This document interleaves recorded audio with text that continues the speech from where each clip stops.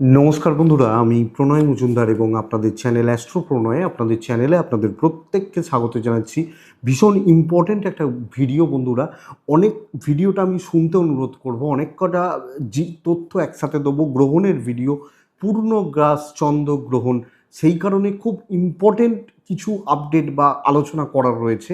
তো ভিডিওটা শুনতে বলবো আপনাদেরকে, যারা কাজে লাগবে হয়তো। এবং বন্ধুরা, চ্যানেল আপনাদের সাথে থাকতে হবে, নিয়মিতভাবে ভিডিও আসে, ডেসক্রিপশন রইল, ফোন বা হোয়াটসঅ্যাপ নাম্বার রইল, চাইলে যোগাযোগ রাখবেন বা যোগাযোগ করতে পারেন। তো চলুন আলোচনাটা শুরু করি। দেখুন, এই যে পূর্ণিমা, এই পূর্ণিমা থেকে শুরু হচ্ছে পিতৃপক্ষ।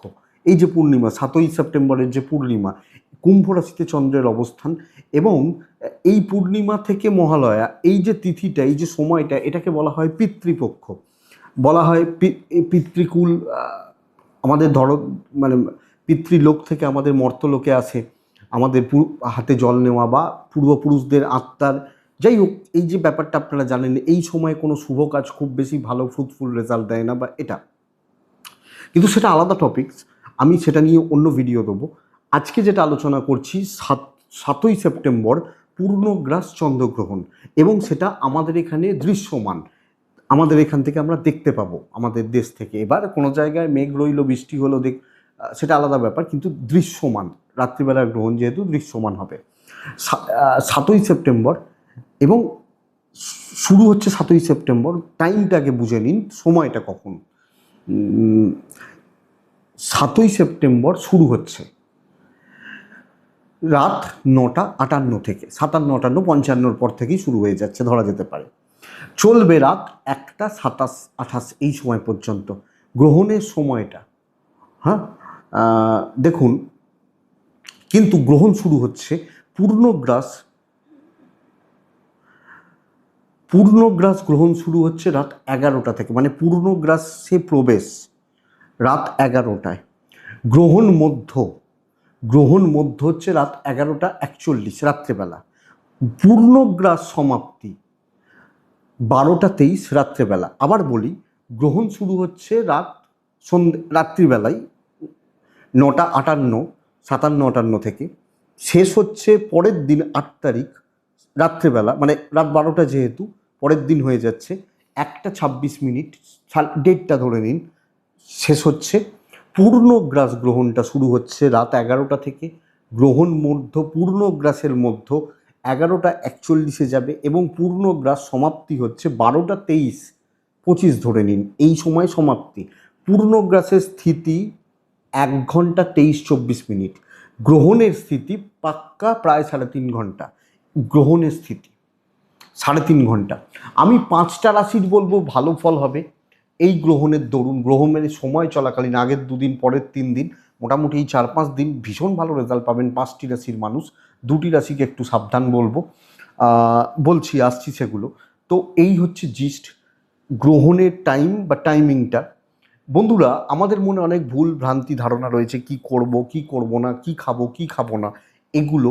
কিন্তু দেখুন, যেহেতু পূর্ণগ্রাস এবং দৃশ্যমান 9 ঘন্টা আগে থেকে সূতক শুরু হয়, সূতককাল, মানে শুভ কাজ নিষিদ্ধ বলা হয়, নিষিদ্ধ। তাহলে কোন কাজগুলো করা উচিত বা কোন কাজগুলো আমাদের করা উচিত নয়, এগুলো একটু বুঝে নেওয়াটা দরকার জেনারেলি আমাদের সাধারণদের ক্ষেত্রে।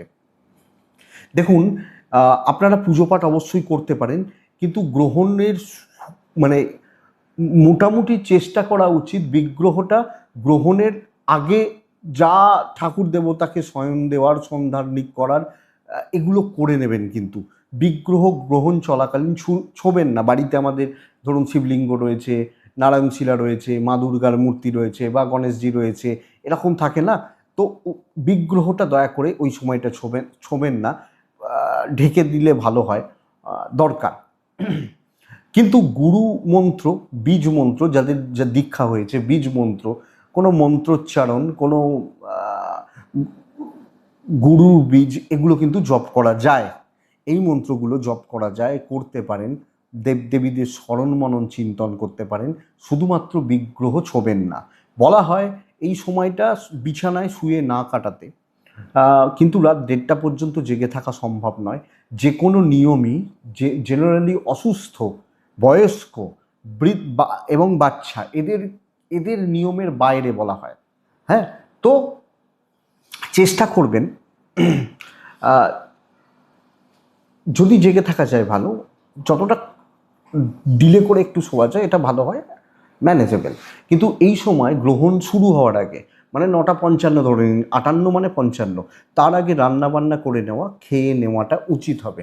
গ্রহণ চলাকালীন খাওয়া দাওয়া করাটা উচিত নয়। এবার অনেকের থাকে যে মেডিসিন খাওয়ার ব্যাপার থাকে, রাত 11টার সময় একটা মেডিসিন খেতে হবে, তারা সেগুলো করতে পারেন, জল খেতে পারেন, চেবানো খাবারগুলো অন্তত অ্যাভয়েড করুন। আর একটা ব্যাপার, ডেয়ারি প্রোডাক্ট বা দুগ্ধজাত প্রোডাক্ট, চন্দ্রগ্রহণ, দুধ চন্দ্রের প্রোডাক্ট, বুঝতে হবে চন্দ্রগ্রহণ, দুধ প্রোডাক্টটা কিন্তু চন্দ্র দুধ কন্ট্রোল করে, দুধের প্রোডাক্টগুলো যেগুলো ডেয়ারি প্রোডাক্ট, এগুলো চন্দ্রের প্রভাব থাকে। তো দুধ বা ডেয়ারি এগুলো অ্যাভয়েড করা উচিত। এবার বাচ্চাদের, একটা ধরুন 6 মাসের শিশু, সে তো ব্রেস্ট ফিড করবে, উচিত, বা খাওয়ানো হবে তাদেরকে, যে ছোটদের যে দুধগুলো খাওয়ানো হয়, চলবে, কোনো অসুবিধা নেই। কিন্তু বয়স্করা এবং যতটা সম্ভব হার্ড খাবার, মানে বিরিয়ানি, চিকেন কষা বা হার্ড খাবার যেগুলো আর কি, সেগুলোকে, মানে আমিষ খাবার, এগুলোকে অ্যাভয়েড করাটা ভালো হবে। আর একটা ব্যাপার বন্ধুরা, এই সময় কোথাও যাত্রা না করা উচিত। চেষ্টা করা উচিত বাড়ির মধ্যে ঢুকে যাওয়ার, চেষ্টা করা উচিত বাড়ির মধ্যে ঢুকে যাওয়ার, মানে বাড়ির মধ্যে থাকার। এবং ধরুন আপনি অফিসে আছেন, অফিস থেকে ফিরতে হয়তো রাত 10টা 10:30 বাজে, চেষ্টা করুন না একটু যদি আগে ফেরা যায়, এইটুকু বলার। কিন্তু বেরোবেন না, নতুন করে বাড়ি থেকে আর বেরোবেন না। এবার খুবই এমার্জেন্সি রইল বা মেডিকেল এমার্জেন্সি এসে গেল, সে কিছু করার নেই, যেতেই হবে। কিন্তু যারা নর্মাল, যাদের প্রয়োজন নেই, না বেরোনোটা ভালো। বা এরকম যদি হয় কোনো একটা জিনিস কিনতে হবে, রাত্রির 11টার সময় বেরোচ্ছি, ওটা যদি কালকে সকালবেলা করা যায়, এইগুলোকে একটু ম্যানেজ করে নিতে হবে। কারুর সমালোচনা, কোনো সমালোচনা করবেন না এই সময়। হিংসা এবং টাকা পয়সা রিলেটেড কোনো ডিল বা কথাবার্তা যদি অ্যাভয়েড করা যায়, পারলে করুন, সেটা বেটার হবে। টাকা পয়সা জনিত কোনো ডিল বা ব্যাপার স্যাপার যদি অ্যাভয়েড করা যায়, এটা বেটার হবে, এটা বুঝবেন, এটা বেটার হচ্ছে। আবার বন্ধুরা, এই সময় কোনো নিন্দা, কোনো গুরুতর আলোচনা, খুব ইম্পর্টেন্ট ডিসকাশন, এগুলো কিন্তু অ্যাভয়েড করা উচিত। এবার অনেকে রাত্রিবেলা করে অফিস চলে, ওয়ার্ক ফ্রম হোম করেন, বা হয়তো বিদেশি কোম্পানিতে কাজ করেন, তাদের অফিস আওয়ার্স হয়তো রাত 10টা থেকে ভোর 4টে বা 6টা। তারা তো বাড়িতে বসে, ঘরে বসে কাজ করছেন, ইন্টারনেটে কাজ করছেন, বাড়ির মধ্যে থাকছেন, তারা তো জেগে বসেই রয়েছেন, কিছু তো বলার নেই।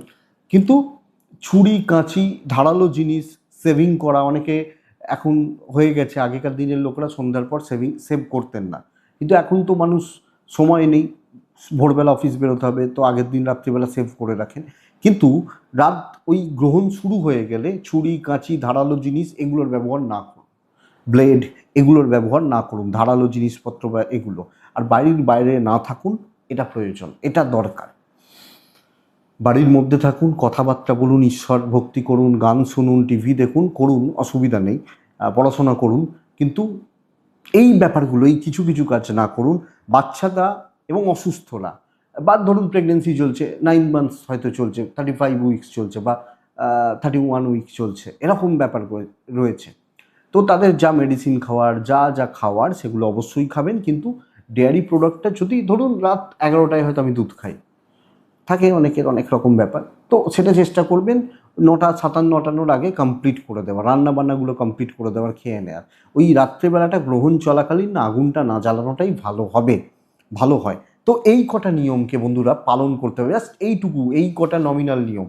এবং কথাবার্তা, মূলত ঝগড়া, অশান্তি, বিবাদ না করুন, ঝগড়া, বিবাদ, অশান্তি না করুন, এটা কথা। এবং বলা হয় গ্রহণের সময় আরামে না থাকতে, আরাম মানে একদম সেই নরম বিছানা, নরম বালিশ, এই ব্যাপারগুলোকে যদি একটু অ্যাভয়েড করা যায়, এগুলোকে একটু দেখে নেওয়া উচিত। জাস্ট এই কটা পয়েন্টকে একটু ফলো রাখুন। এইটা ব্যাপার, চন্দ্রগ্রহণ মনের ওপর এফেক্ট পড়বে, একটা ডিপ্রেশন, একটা হতাশা, অ্যাংজাইটি, ফ্রাস্ট্রেশন, এগুলো কিন্তু কম বেশি বিল্ড হচ্ছে। কিন্তু আমি 5টা রাশিকে বলছি যে ভীষণ ভালো ফল আসতে পারে। প্রথম রাশি হচ্ছে মেষ রাশির জাতক বা জাতিকা বা মানুষজনদের ক্ষেত্রে না, আমি ধরুন 7 তারিখ গ্রহণ, আগের দুদিন পরের দুদিন, এই যে 4-5টা দিন কার্যসিদ্ধি হতে চলেছে। কোনো আটকে থাকা কাজ, কোনো আটকে থাকা কোনো রকম ব্যাপার স্যাপারগুলো ক্লিয়ার হতে পারে, পেন্ডিং কোনো সমস্যা ক্লিয়ার হতে পারে মেসের জাতক বা জাতিকাদের। তো ধরুন 7 তারিখ, 6 তারিখ, 7 তারিখ, 8 তারিখ, 9 তারিখ এই সময়টায় যদি কোনো কাজ আটকে থাকে বা এগুলোর ব্যাপার থাকে, সেটা ক্লিয়ার করুন, বেস্ট রেজাল্ট হবে। দ্বিতীয় রাশি হচ্ছে কন্যা রাশি। আপনি যখন কন্যার মানুষ, গ্রহণ কুম্ভ রাশিতে রাখছে শত্রু দমন এবং শত্রুদের ওপর কন্ট্রোল। আমি সবকটা জিনিস নিয়ে কিন্তু বলছি না, আমি পার্টিকুলার যেটা ভালো হতে পারে সেটা বলছি। শত্রু দমন, কথা এগোনো, পেছনে লাগছে তাদেরকে ঠান্ডা করে দেওয়া, কন্ট্রোল নেওয়া,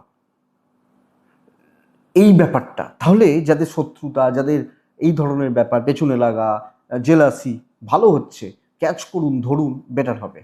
এবং কোনো ম্যানেজমেন্টের সঙ্গে কোনো প্রবলেম চললো, অফিসিয়াল কোনো প্রবলেম চললো, মেটাতে পারেন। নেক্সট রাশি হচ্ছে পরের রাশি, যেটা ভালো রেজাল্ট পাবে, সেটা হচ্ছে তুলা রাশি। আপনি যখন তুলা রাশির মানুষ, আমি বলবো যে কোনো অশান্তি, যে কোনো বিবাদ, যে কোনো পারিবারিক অশান্তি আপনি মিটিয়ে নিন, আপনি বেটার রেজাল্ট পাবেন। এবং বন্ধুরা, কোনো জিনিস বুঝতে পারছেন না, ধরুন একটা পড়া আমি বুঝতে পারছি না, একটা অঙ্ক আমি বুঝতে পারছি না, এক্সাম্পল, যদি কোনো কিছু বুঝতে না পারেন, কোনো জায়গাটা বুঝতে না পারেন, আপনি এটাকে ক্লিয়ার করুন, ধরুন সেই জায়গাটাকে আবার ধরুন। এই 4-5টা দিন কিন্তু, এটা বিশাল কিছু লং টার্মে এফেক্ট হবে না, এই 4-5টা দিনের জন্য।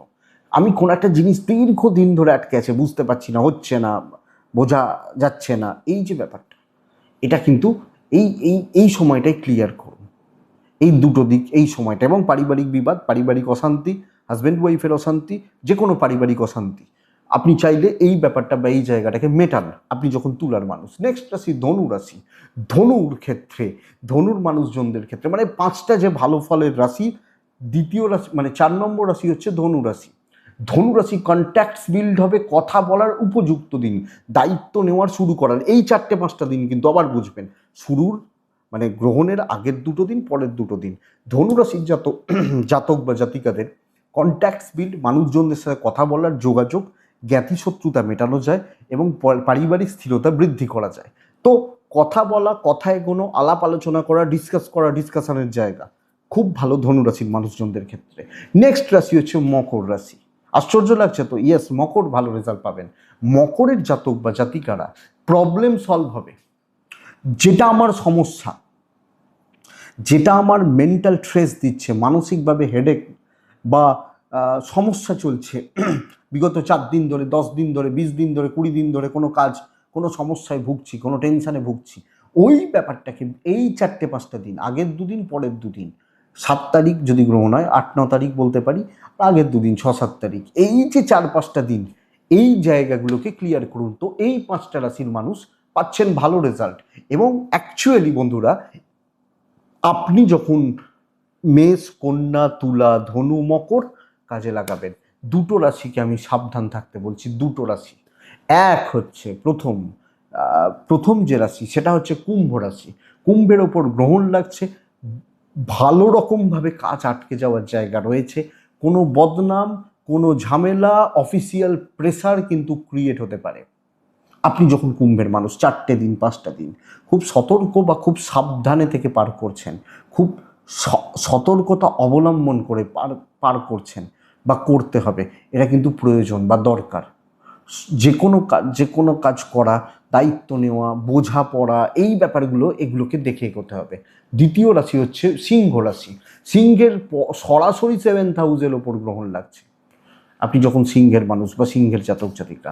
এবং সিংহ রাশির একটা পারিবারিক ক্যাওয়াস, আপনি হাউসওয়াইফ হলেও হাজব্যান্ড ওয়াইফের মধ্যে গণ্ডগোল, এবং কিছু ক্ষেত্রে এই 4-5টা দিনের জন্য বিজনেস হঠাৎ করে স্টাক করে যেতে পারে। আপনি যখন সিংহের মানুষ, দাম্পত্য জীবন, পারিবারিক জীবন, পারিবারিক শান্তি এবং ব্যবসা, 7th হাউসে গ্রহণ এবং ব্যবসা, তো এই জায়গাটা বন্ধুরা খেয়াল রেখে বা নজর রেখে চলতে হবে।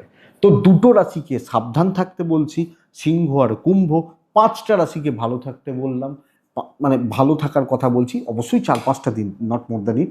বাদ বাকিরা অ্যাজ ইউজুয়াল যেরকম চলবে, কিন্তু আবার বলছি, স্ট্রেস বাড়বে, টেনশান বাড়বে, মানসিকভাবে একটু উদ্বেগ, দুশ্চিন্তা, স্ট্রেস বা একটা চাপ, এগুলো কিন্তু কাজ করবে। আপনি বিষ হন, আপনি বৃশ্চিক হন, আপনি মিথুন হন, কর্কট হন, এদের ক্ষেত্রে এইগুলো থাকবে।